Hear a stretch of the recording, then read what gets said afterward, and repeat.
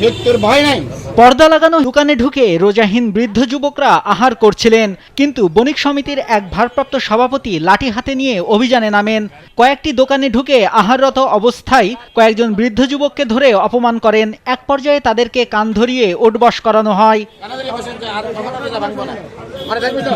এমন ঘটনার ভিডিও সামাজিক যোগাযোগ মাধ্যম ফেসবুকে ছড়িয়ে পড়ে।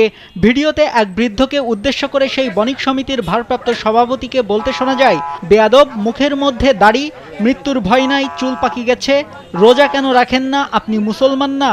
আপনার ছেলে সন্তান আছে না? কেন রোজা রাখতেছেন না? তারপরে বয়স কিরকম দেখেন, মৃত্যুর ভয় না, চুল পাকি গেছে।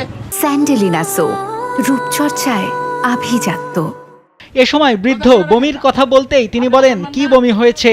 বমি হলে রোজা ভাঙে না। আর কখনো রোজা ভাঙবেন?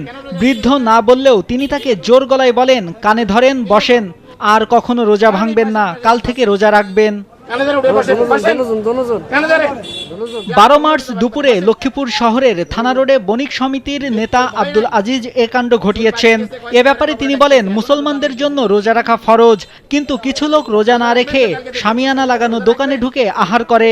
এতে রমজানের পবিত্রতা রক্ষায় মুসলমান হিসেবে বণিক সমিতির পক্ষ থেকে আমরা সতর্কতামূলক অভিযান পরিচালনা করেছি।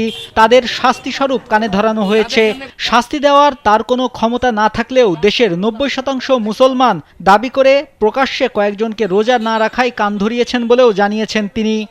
পবিত্র রমজানের পবিত্রতা রক্ষার্থে আমরা যে অভিযানটা করেছি, এটা কোনো মুসলিম যারা কোনো হিন্দু হোটেলে দিনের বেলা কোনো খাওয়া দাওয়া না করে সবাইকে পবিত্র রোজা রাখার জন্য আমরা তাদেরকে অনুরোধ করেছি, সকল মানুষ যেন রমজানের পবিত্রতা রক্ষা করে এবং রমজান মাসে যেন রোজা রাখে।